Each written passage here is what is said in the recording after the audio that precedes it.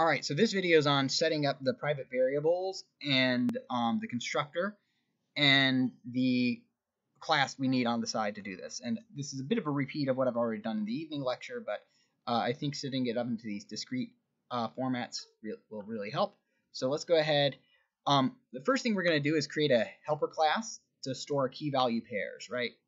So we're going to create an entry class. And what that is that it's going to perform a similar but different role than node class would, because nodes in trees and linked lists they store memory locations of other nodes, right? Entry is not going to do that. It's just simply going to be holding the data, right? It's just simply going to be holding the key and the value in a single easy to access object, so that when we look up key value pairs, we can just simply return this. So first thing to notice about the hash table and the entry, right? Just remember that maps, when we were going over them, they took in a type for their value and a type for their key and a type for their value. Same thing goes on for these data structures, the hash table and the entry. Okay? So what do we need to do? So the entry is a fairly straightforward class. We just create a key of type K. I'm gonna be silly and not make it private. A v value. So we've got a key, a value, right? That's what an entry is. They're key value pairs. And I use the term entry because it's shorter than key value pair, which is probably the better name for it. Okay, and then we can let our IDE take care of basically everything else, which is generating a constructor, right, that takes in both the key and the value and sets them up.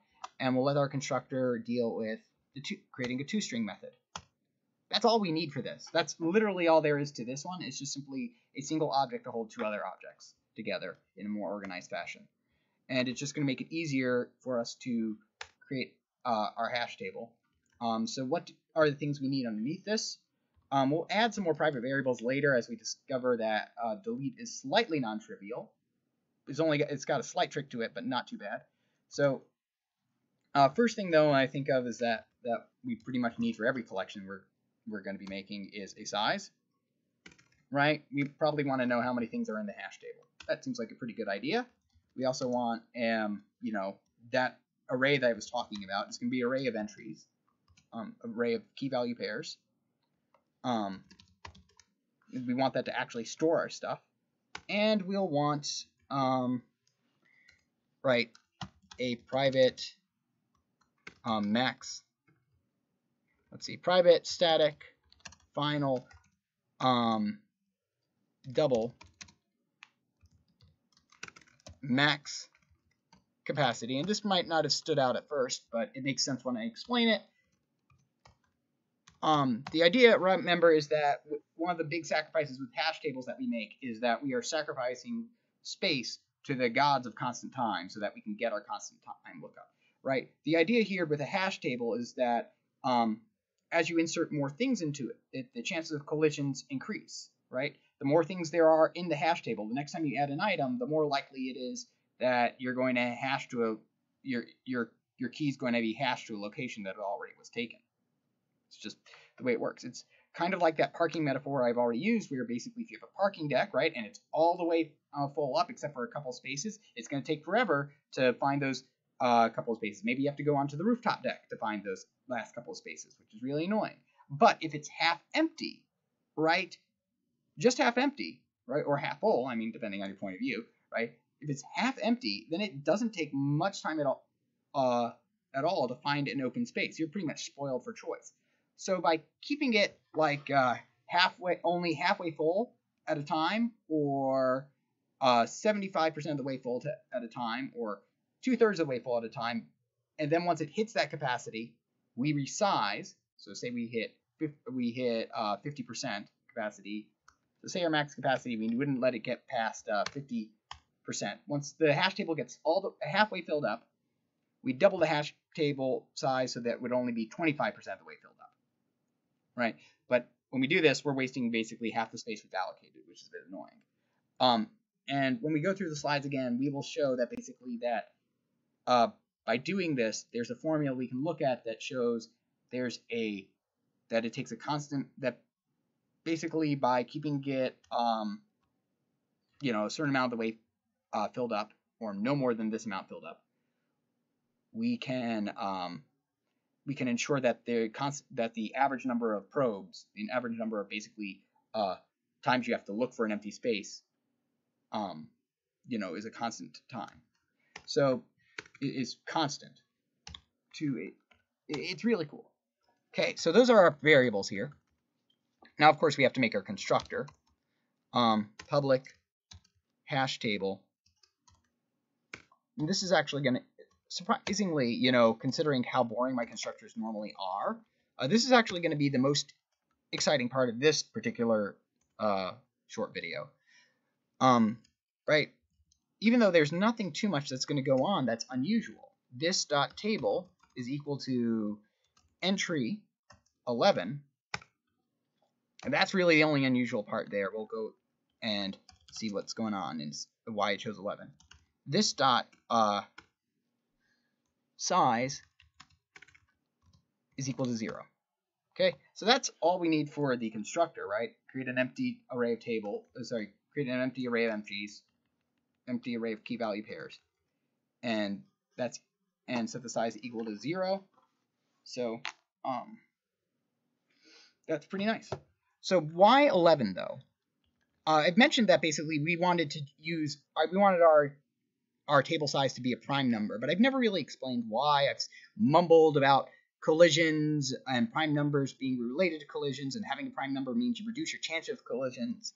So end result, I'm going to just start with the end result, which is that if we choose a prime number, we reduce the number of chances of collision. So we'd really like our table size to be a prime number.